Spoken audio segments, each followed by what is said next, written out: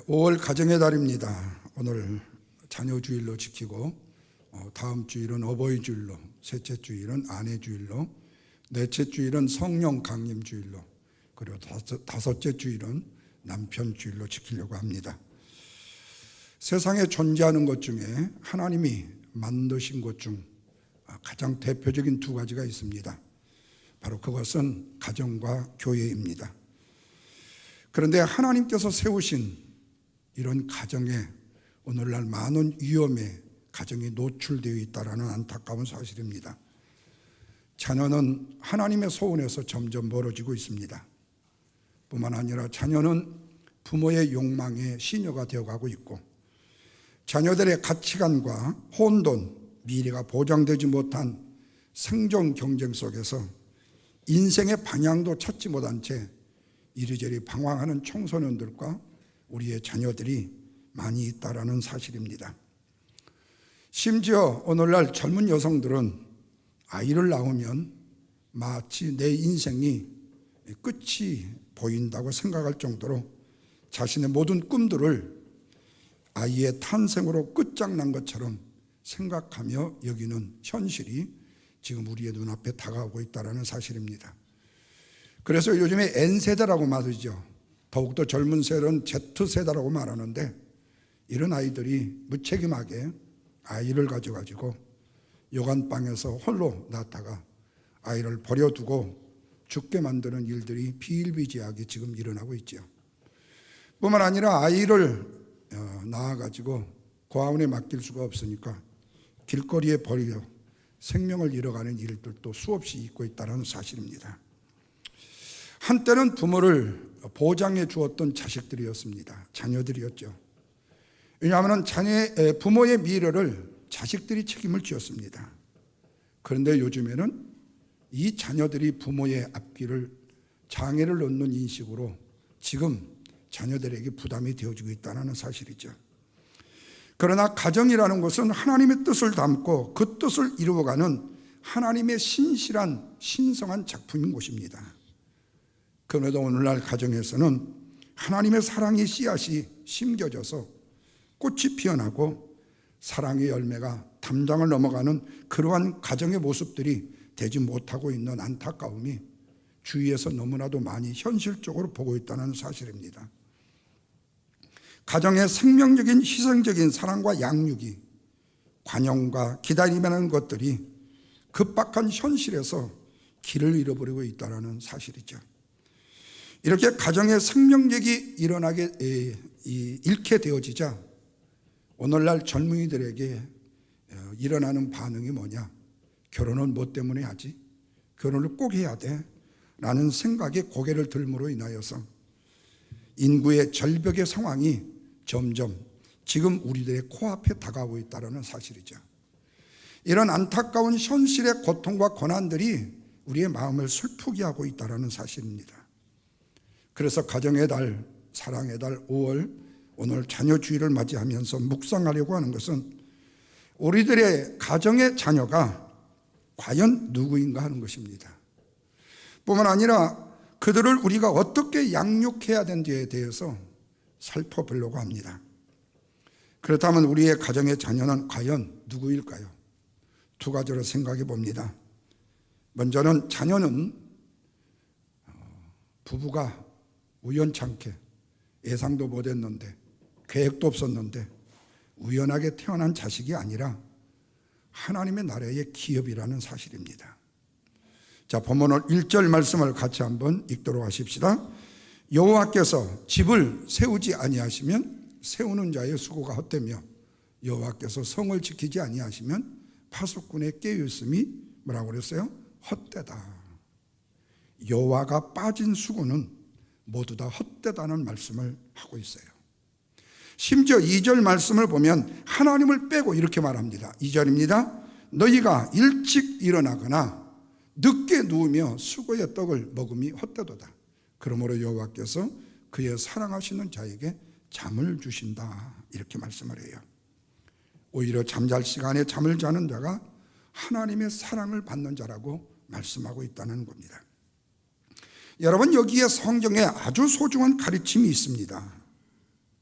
내 자녀가 하나님의 자녀로 깨어날 때까지, 내 자녀가 거듭남의 아름다운 확신이 있을 때까지 하나님을 사랑할 수 있게 만드는 것이 그 무엇보다도 첫째가 될 때까지 그 누구도 자기의 자녀를 허무와 사망에 이르는 잠에서 깨울 수가 없다는 사실이에요.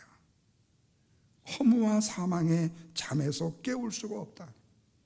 다시 말하면 사랑하는 부모들이 내 사랑하는 자녀를 허무와 사망에 이르는 그 꿈속에 몰아넣고 있다는 사실이에요.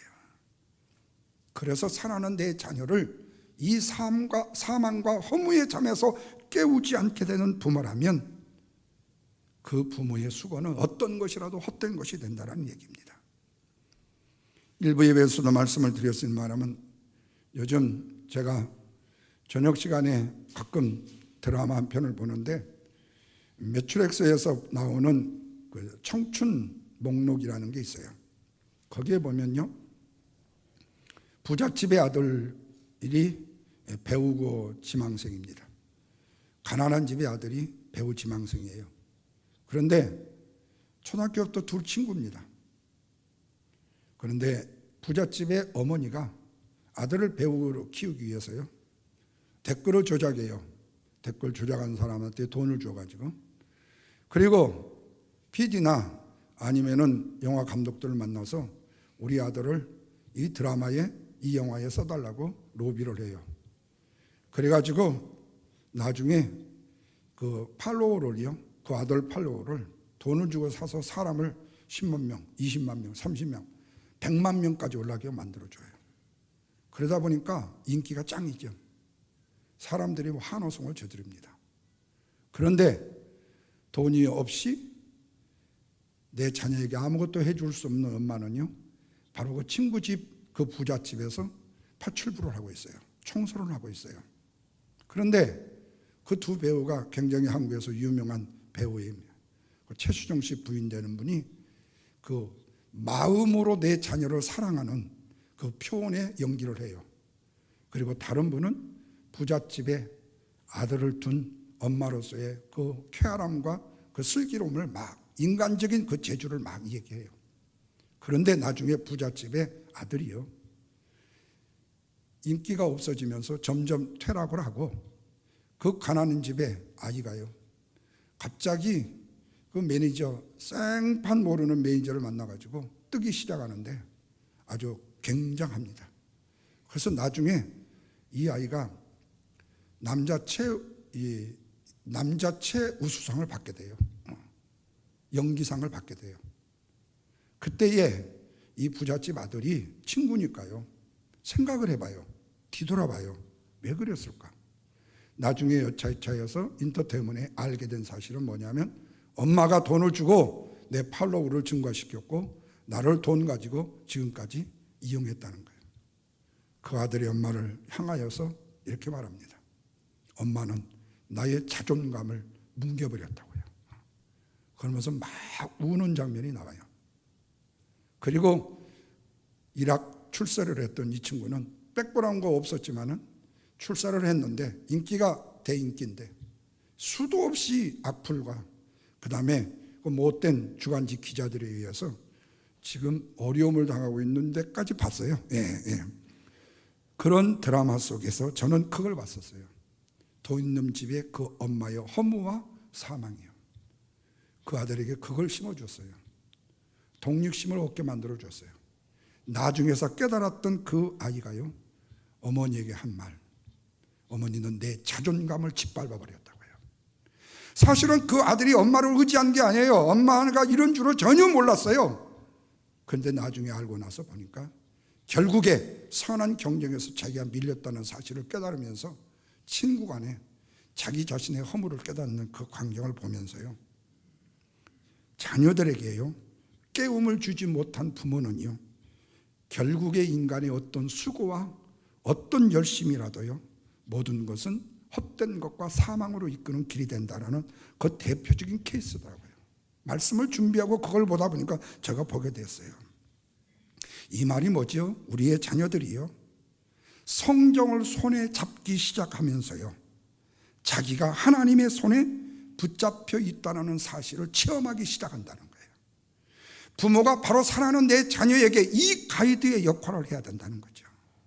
그래야만이 그 자녀를 하나님이 손으로 잡아주신다는 거예요.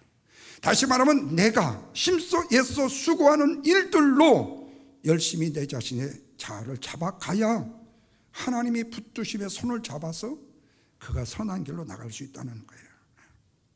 그런데 만약 부모가요, 하나님의 말씀 성경에서 손을 놓기 시작하게 되면요, 그 사랑하는 자녀가 지금 내가 손을 잡고 있는 모든 것들이 나중에 헛된 것이라는 사실을 뒤늦게 알게 되었을 때에 그 자녀는 그 부모를 향해서 뭐라고요? 엄마가 나의 자존감을 다 짓밟아버렸다고요. 헛것이 되고 사망이 되어진다는 겁니다. 이 말은 오늘 우리의 가정의 자녀는 부모에 의해서, 부모의 열정과 열심에 의해서, 그리고 인간의 힘에 의해서, 아니면 우리가 흔히 말하는 우연하게 부부간에 장난질하다가 태어난 것이 아니라는 거예요. 장난질을 했던, 계획을 하지 않았던, 피임하다가 젖게 생겼던, 엄밀하게 그 영혼과 육체를 통해서는 하나님이 주신 선물이라는 거예요. 그렇습니다. 하나님의 사람에게는요, 우연함이라는 것은 존재하지 않습니다. 물론 인간적인 면에서 살짝 우연함이라는 것이 등등에 증정할 수 있겠지 모르겠지만은 영적인 면에서 봤을 때 우연함이라는 것은 결코 존재할 수 없다는 거예요. 다시 말하면 하나님이 세우시지 아니하면 인간의 어떤 수고도 헛된 것일 수밖에 없다는 사실을 바로 시편의 기자는 우리에게 확실히 말씀하고 있어요. 그렇다면 우리의 자식은 누구입니까? 성경이 뭐라고 말씀하고 있죠? 자, 본문 3절 말씀을 다 같이 보십시다. 읽습니다. 보나 자식들은 여호와의 뭐라고요? 기업이요 태의 열매는 뭐라고 그랬습니까? 그의 상급이로다, 그렇게 말씀해요. 여러분, 우리의 자녀는 하나님의 기업이요 상급이라고 분명하게 시편의 기자는 말씀하고 있어요. 자식은 하나님의 유산이요 하나님의 선물이요 하나님의 몫이라는 말씀입니다. 우리의 가정의 자녀는 하나님이 주신 선물로 하나님께로부터 물려받은 하나님의 기업이라는 것이다. 나의 기업이 아니라 하나님의 기업이라는 말씀이고, 나의 재산이 아니라 하나님의 재산이라는 말씀이고, 나의 몫이 아니라 하나님의 몫이라고 말씀하고 있다는 거예요. 이를 위해서 부모에게 맡겨준 하나님의 자녀다. 여기서 부모로서 우리가 놓치지 말아야 될 것이 있습니다. 내게 맡겨주신 자녀는 하나님의 기업이요 하나님의 몫이라는 은밀한 사실을 잊어버리지 말자는 거예요. 그럼에도 어떤 사람을 말씀을 드렸듯이요, 자녀를 짐으로 여기는 부모들이 있는가 하면 자녀 때문에 당신이 할 일을 못 한다고 귀찮아하는 사람들이 종종 본다는 거 아닙니까? 심지어 젊은 여인들은요, 자기의 저절로요 성형의 이상이 있다고요, 자기의 몸매 이상이 있어진다고 자기의 모유를 먹이지 못하고 우유를 먹이는 그런 우스꽝스러운 일들도 있잖아요. 나중에 그 사실을 자녀가 알았을 때 어떨 걸까요?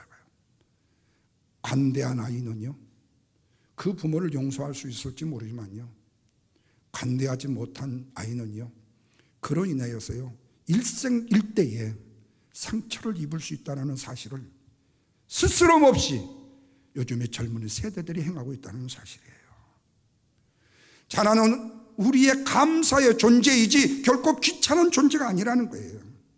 내가 예상을 하고 낳든 낳지 않았든 간에 존귀한 아들, 딸들을 하나님의 기업이요 선물로 받고도 감사하지 못하는 부모가 된다면 이것은 어리석은 사람이 아닐 수 없다는 거죠. 이런 사람들이 있다면요, 자녀를 선물로 기업으로 받을 자격이 나싱이죠, 없는 겁니다. 귀한 자녀를 주신 하나님께 감사하는 저와 여러분이 되시기를 주님의 이름으로 축원합니다. 또 하나 기억할 것은 자녀는요 하나님께서 우리에게 유탁한 생명의 기업이다. 유탁하시며, 그래서 자녀를 내가 낳았으니까 나의 것이고 나의 소유된 것으로 생각해가지고 내 뜻과 내 마음대로 키우려고 하면 안 된다는 거예요. 아주 잘못된 나쁜 생각이라는 겁니다. 자식은 존귀한 생명입니다. 그리고 그 생명의 주인은 오직 누구시죠? 전능하신 창조주 하나님 한 분뿐입니다. 그러므로 하나님의 형상을 따라서 지음받은 존귀한 생명을 누가 감히 내 것이라고 취할 수 있겠느냐 그 말이에요. 하나님을 닮은 존귀한 생명을 내게 기업으로 맡겨주셨으니 그래서 최선을 다해서 우리는 양육해야 될 책임이 바로 부모에게 있다는 말씀이에요. 얘들은요 그냥 굴러서 지들이 커요. 그 말도 참 믿음 있는 말처럼 들리기는 하지요. 그러나 굴러서 크는데요, 굴러서 크되 하나님 앞에 내 사랑하는 자녀를 위해서 눈물로 기도하고요, 하나님의 말씀으로만큼은 부모가 신앙인이라면 가르쳐야 된다는 거예요.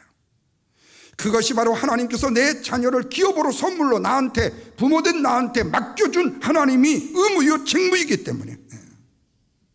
그런데 내 자녀는요 그냥 잘 자랄 거예요. 우연하게 그냥 태어났으니까 긴 인생, 우연한 인생 되지 않겠어요? 이렇게 생각한다면 하나님이 주시는 자녀가 기업의 기쁨이라는 사실을 전혀 모르는 부모라는 겁니다. 모든 것이 우연하게 보이기 때문에요, 새롭게 내 자녀를 보려고 하는 상식과 마음의 변화가 없어진다는 겁니다. 그러니까 내 자녀를 보면 아이고 저거 그럭저럭 태어났고 부모의 백그라운드도 없고 내가 해준 것도 없고, 그러니 제가 앞으로 뭐 되겠어, 지 아버지 따라서 그냥 그런 직업 가지면서 되겠지. 엄마가 잘났냐 아빠가 잘났냐, 그렇다고 뭐 삼촌들이 잘났냐 뭐 했냐. 그러니 자녀를 받아요 아무 기대가 없이 너무 지루하고 너무 심심해. 그렇게 부모가 사랑하는 내 자녀에 대해서 지루하고 심심한 인생으로 삼고 있는데 우리 하나님은 그렇지 않다는 거예요. 하나님이 우리의 자녀를 보시는 방법은 다르다는 거예요. 와, 정말로 훌륭한 자녀로 왔구나, 정말로 귀한 자녀 주셨네요, 정말로 훌륭한 자녀를 주셨네요, 감탄이 나와야 된다는 거예요. 그런데 하나님의 기업이요 하나님의 선물인 자녀를 보고 기쁨과 감사가 없이 지루하고 심심한 인생으로 내 자녀를 볼 수 있는 시각이 있다면 그런 시각적 삶에서는 어느 상황 어떤 것이 와도 감탄이라는 것이 있을 수 없다는 거예요. 자녀를 보기는 보아도요 보지 못하는 인생이 되어 살기가 쉽기 때문에 그래요. 오늘 아들 목사가 아침 켄터키에서 주일 설교, 자녀 주일 설교를 제가 잠시 들으면서 제 마음속에 너무 찔렸어요. 출애굽기 말씀을 통해서 자녀는 부모가 해결사가 되지 말고 하나님이 해결사가 되도록 맡겨주는 거라고. 저도 그렇게 했다고 생각을 했는데 그 설교를 저도 들으면서요 제 자신에게 참 마음이 아팠어요. 왜냐하면 나는 해결사가 되지 못해서 해결책을 제시해 준 적도 없고 뿐만 아니라 그거를 내가 해결할 수 있는 능력도 없었거든요. 나는 힘이 없었으니까요. 세상에 어떤 것도 나한테는 없었기 때문에. 말은 하나님 앞에 맡긴다고 했지만은 실제로 어떤 의미에서 보면요 하나님 알아서 하세요. 더 나쁜 말로 말하면 방치하지 않았을까 하는 그런 아픔이 저한테 다가왔어요. 그래도 참 다행스럽게도요 하나님이 해결을 주셔서 본인의 인생의 길을 하나님이 열어주셨다는 사실에 대한 고백을 들을 때 저는 제 마음속에 다소의 안심이 들었습니다. 한국의 고은 시인이 이상한 행동으로 인해 가지고 한국에서 많은 욕을 먹었지만요 그분의 시는 꽤 괜찮습니다. 그분이 쓴 시 중에 가장 짧은 시가 있는데 그 꽃이라는 시입니다. 내용이 이렇습니다. 내려올 때 보았네. 그런데 올라갈 때 보지 못한 그 꽃이 내려올 때 진짜 꽃이 보이더라는 거예요. 내 자신의 욕망에 사로잡혀서 목표를 향해서 올라갈 때에는 꽃이 꽃으로 보이지 않더라는 거예요. 사랑하는 내 자녀가 성공해야 된다는 목표와 인간적인 야망으로 내 자녀를 위해서 뒷발질을 하면서 자녀를 죽여 세워 부정한 방법으로다도 댓글을 늘리고 조회수 팔로워를 늘려서 그렇게 심어봤는데 그 꽃이 진짜 아름다운 꽃으로는 보이지가 않고 부모인 나의 욕망과 욕심을 채워주는 하나의 꽃으로만 보였다는 거예요. 그러면서 그거에 그렇게 나에게 주어진 자녀는요 우연이 아니고 당연한 것이라는 거죠. 그러나 여러분, 아무리 내가 사랑하는 자녀라 할지라도요, 내가 언젠가는 내 자녀를 내 힘과 능력으로 키울 수 없다는 사실을 알게 되면요, 깨닫게 되면요, 그때서 진짜 내 사랑하는 자녀의 꽃이 보이기 시작한다는 거예요. 그것은 내가 부모이지만 내 자신의 연약함과 부족함을 인정하게 될 때 그렇잖아요. 그래서 여러분, 부모가 사랑하는 자녀를 사랑하는 것을 젊었을 때 팔팔할 때는 전혀 깨닫지를 못해요. 그런데 시집장가 가서 아들, 딸을 낳고 그 자식들이 속썩이는 걸 보면서 우리 부모님 나를 향하여 얼마나 안타깝고 얼마나 속을 썩을 줄을 그때서 깨닫게 되잖아요. 내 자신을 내려놓지 않으면은 우리 부모의 사랑이 보이지 않고, 부모가 내 자신의 자아를 내려놓지 않으면은 진정하고 아름다운 감탄의 꽃 같은 내 사랑하는 자녀의 감탄이 보이질 않는다는 거예요. 그래서 내 인생이 내려올 때에서 진정으로 아름다움을 보이게 되어지더라는 거예요. 인간의 내 힘으로 내 자녀를 잘되게 해보겠다, 인간의 내 능력과 권세와 물질과 힘으로 잘되게 해보겠다, 뒷바라지 해줘보겠다. 그런데 안 되는 사람들 참 많아요. 그런데 그 모든 것을 내려놓고 하나님의 선하신 뜻에 맡길 때 그 전에 보지 못하는 것들이 내 자녀에게 보이게 되어지고, 그리고 내 자녀에게 그 아름다운 꽃이 향기가 나더라는 거죠. 하나님이 주신 자녀를 키우는 일상의 경허심과 함께 내 마음속에 감탄과 기쁨이 다가오더라는 거예요. 내가 내 자녀를 향하여 인간적인 욕심과 욕망을 내려놓았더니 하나님이 주신 기쁨, 하나님이 주신 기업, 하나님이 주신 선물의 기쁨이 비로소 느껴지게 되더라는 거예요. 그것은 바로 내 자녀가 우연하게 나에게 주어진 선물이나 기업이 아니라 하나님의 선물이요 하나님의 기업이라는 사실에 대한 확신이 들어갈 때, 이 믿음 소유하는 저와 여러분이 되시기를 주님의 이름으로 축원합니다. 두 번째로는요, 내 자녀는요 당연함이 아니에요. 하나님의 선물이에요. 자, 4절과 5절 다시 한번 보십시다. 다 같이 읽습니다. 젊은 자의 자식은 장사의 수중에 뭐가 같습니까? 화살과 같으니 이것이 그의 화살통에 가득한 자는 복이 되도다. 그의 성문에서 그들의 원수와 담판할 때에 수치를 당하지 아니하리로다. 여러분, 화살을 쏘는 사람은요 반드시 관역이라는 목표를 가지고 있어야 돼요. 어디다 쏠 것인가는 그 관역이 있어야 돼요. 그리고 그 관역의 가장 중심 핵심을 위해서 쏘아야 됩니다. 근데 앞에 관역이 없어요. 그런데 화살하고 활은 가지고 있어요. 뭐 때문이에요? 허공에다 쏘라고요. 허공에다가. 그러면 이 활과 화살은요 장식품이 돼요. 관역이 없는 활과 화살은요. 여기서 중요한 것은 그거예요. 또 하나, 활이 누구의 손에 달려 있느냐는 거예요. 능수능란하게 쏠 수 있는 궁수에게 달려 있어야만이, 쏠 줄 아는 사람에게 있어야만이 그 화살이 빛이 나요. 그런데 활도 당길지는 모르는 사람이 화살을 쏜다고 가지고 있으면요, 그 화살은요 냉판이 돼요. 아무것도 없어요. 오늘 말씀에 분명히 자식은요 장사의 수중에 있는 화살 같다, 힘이 있고 능력이 있고 권세가 있는 화살과 같다 그랬어요. 이 말은 내 자식은 당연함이 아닌 특별함이 있는 자녀라는 말씀이에요. 부모가 장사로서 귀한 화살을 쥐고 있어요. 장사로서 능력과 하나님의 권세와 능력으로 자녀라는 화살을 쥐고 있어요. 그러므로 화살이 누구의 손에 있느냐는 거예요. 이게 관건이라는 거예요. 화살을 방향을 잡아가지고 하나님이 원하시는 목표를 잡아서 목표를 향해서 제대로 쏠 수 있는 자에게 자녀가 맡겨줘야 된다는 거예요.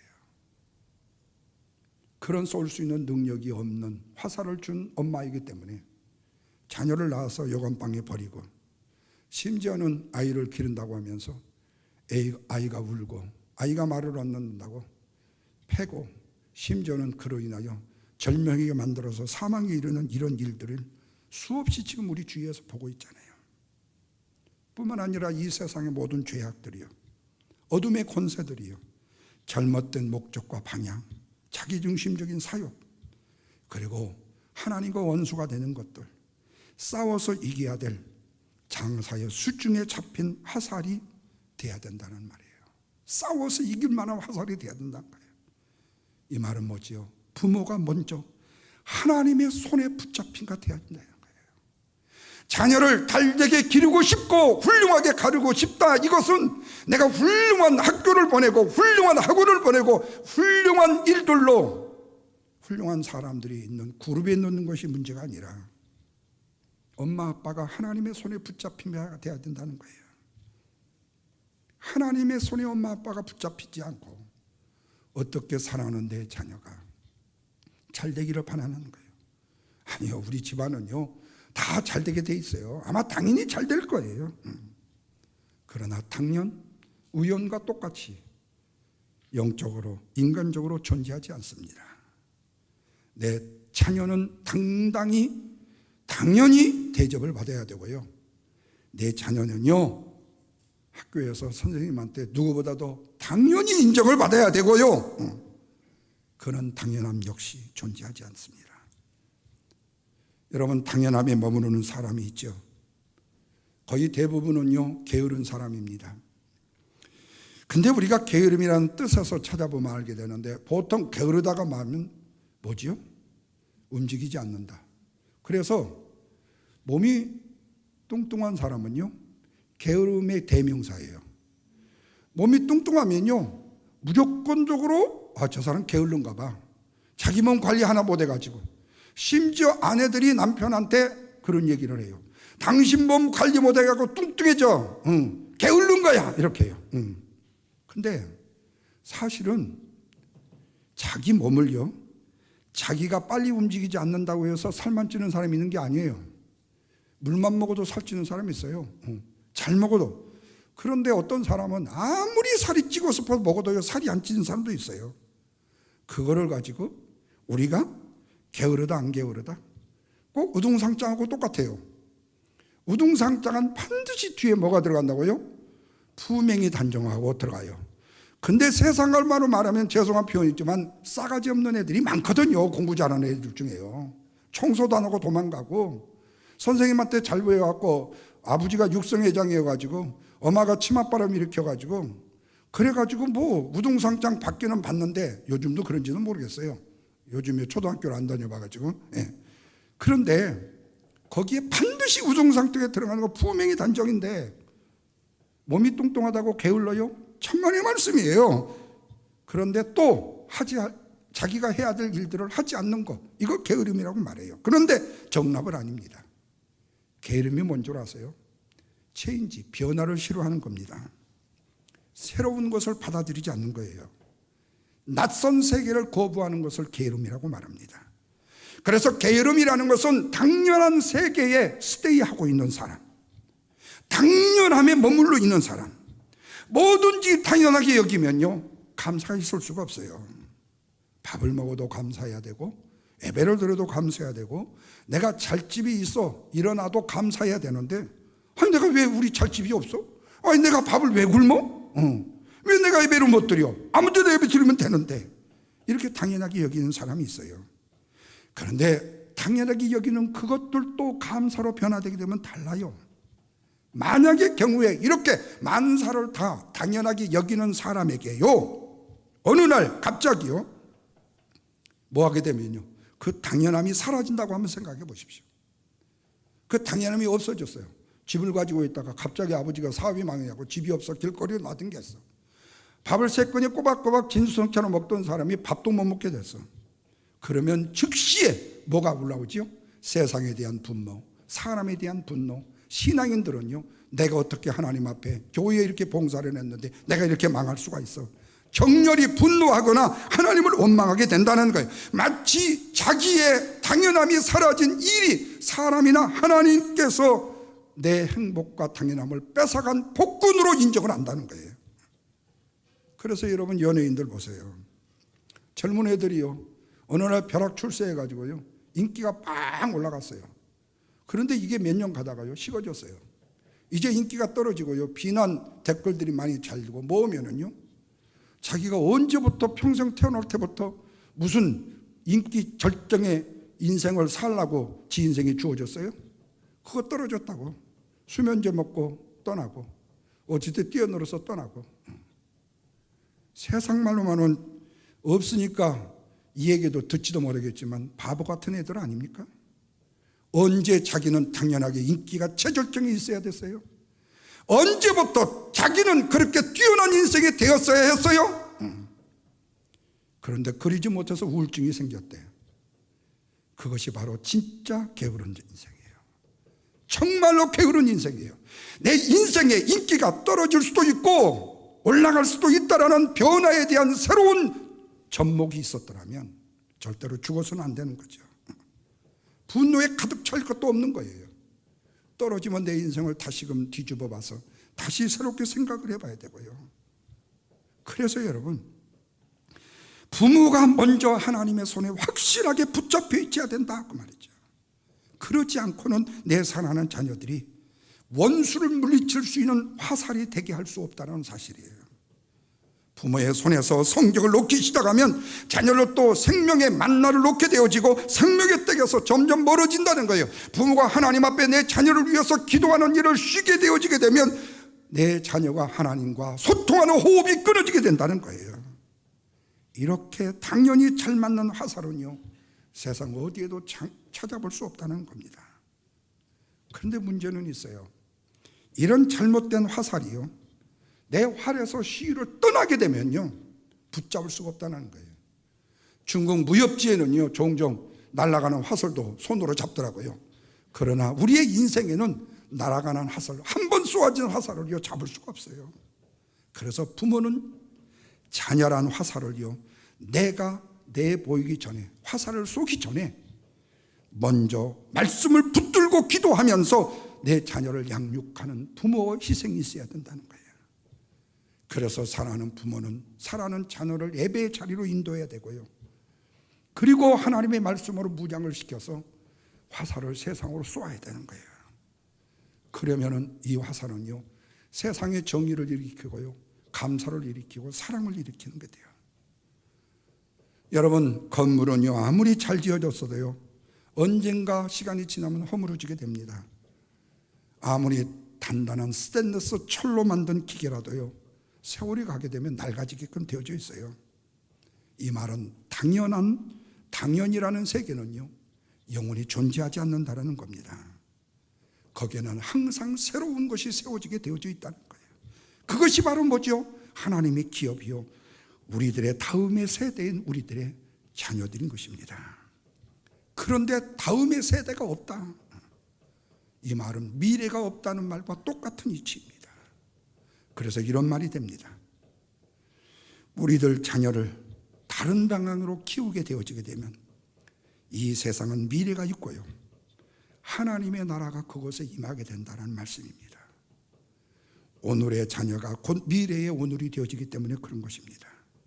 그런데 자녀들을 미래가 없는 삶으로 키우는 부모들을 종종 보지만 당연함으로 인하여 감사를 모르는 자녀를 키우는 삶이라는 말씀이죠.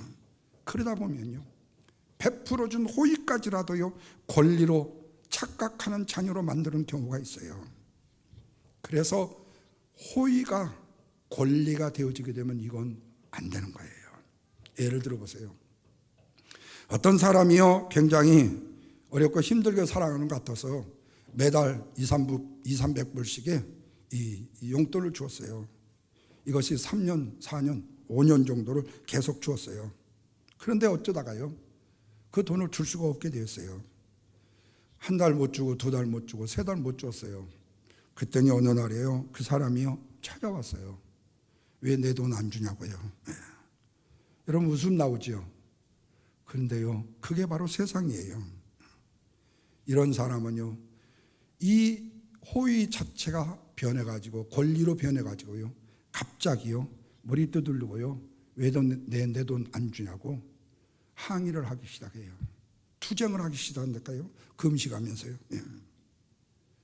여러분, 당연한 세계에 머무르는 사람은요, 베풀어진 사람의 호의를 잃어버리는 거예요. 하나님이 주시는 기쁨과 감사도 모르는 사람이 돼요. 모든 것이 당연하기 때문에 새롭게 보이려는 태도가 없는 것이에요. 거기에 감사가 나오겠어요? 감탄이 나오겠어요? 거기에 기쁨이 나오겠습니까? 보기는 보아도요, 깨닫지 못하는 인생으로 전락되고 만다는 겁니다. 사랑하는 성도 여러분, 말씀을 맺겠습니다. 우리의 자녀는요, 우연함도 당연함도 아닙니다. 뭐라고요? 하나님이 주신 기업이요 선물입니다. 근데 사랑하는 내 자녀가 당연하게 잘 자랄 줄 알았죠. 건강하게 자랄 줄 알았죠. 공부 잘하면서 좋은 대학에 가서 좋은 직장에 취직하고 좋은 아내도 만나고 좋은 남편도 만날 줄 알았죠. 내 힘으로 키운 내 기업이 아니라, 나의 선물이 아니라 하나님이 키우게 하셔야만이 그 바람과 성취가 이루어질 수 있다는 말씀이에요. 다시 말하면 이런 하나님의 은혜와 사랑을 깨닫는 순간에 거기에 감사가 되어지게 되고 거기에 기쁨이 넘친다. 그래서 사랑하는 내 자녀도 다른 사람에게 기쁨의 선물이 되어줄 수 있는 인생을 살게끔 하고픈 마음이 들게끔 만든다는 거예요. 그러다 보면 부모인 나도요, 사랑하는 자녀도요, 영적인 새 힘이 점점 깊어지게 되는 것이죠. 결국에 우연함의 세계에서 깨어나게 되고 당연함의 세계에서 깨어나게 되고 깨닫고 보니까 깨달아지더라는 거예요. 여러분, 우리 중고등학생 때 너무 많이 읽었던 헤르만 헤스의 데미안이라는 책이 있죠. 그 책에 아주 뼈있는 한 글이 있습니다. 이렇습니다. 새 알은요, 새의 세계가 아니다. 알은 새의 세계예요. 그런데 새로운 세상에 태어나려고 하는 알은요, 하나의 세계를 파괴해야만 한다. 알을 깨고 나와야만이 새로운 세계가 펼쳐진다. 우리 잘 아는 영성의 학자라고 말하는 C.S. 루이스라는 사람이요, 나니아 연대기, 한번 우리 중고등학생들한테 한번 읽혀보십시오. 그 책 참 괜찮습니다. 한국어로 번역이 여러 권 많이 되어 있는데 나니아 연대기라는 책이 있어요. 거기에 보면 이런 말이 나와요. 어떤 새도 알 속에서는 하늘을 나는 법을 배울 수가 없다. 알을 깨고 나와야 된다는 거예요. 그렇습니다. 우연의 세계는 깨야만 돼요. 당연의 세계도 깨야만 돼요. 그래야 새로워지는 것입니다. 그래야만이 하늘에 열리는 인생을 살 수가 있게 되어져요. 그렇다면 마지막 결론은 그겁니다. 내 부모인 내가 쏜 내 자녀의 화살은 어디로 날아가고 있을까요? 다시금 오늘 이 말씀을 꼭 기억하시면서 자녀는 내 자녀가 아니라 하나님이 나에게 맡겨놓은 자녀임을 내가 깨닫고요, 하나님의 기업을 이루기 위해서 기업과 선물로 이루어지는 복된 가정을 이루는 아름다운 도구임을 기억하시면서 바라기는 행복한 가정, 기쁨에 사랑하는 자녀로 이어가 만들어갈 수 있는 사랑하는 성도 여러분들이 되시기를 주님의 이름으로 축원합니다. 기도하겠습니다. 하나님 감사합니다. 저희들 이 시간 높은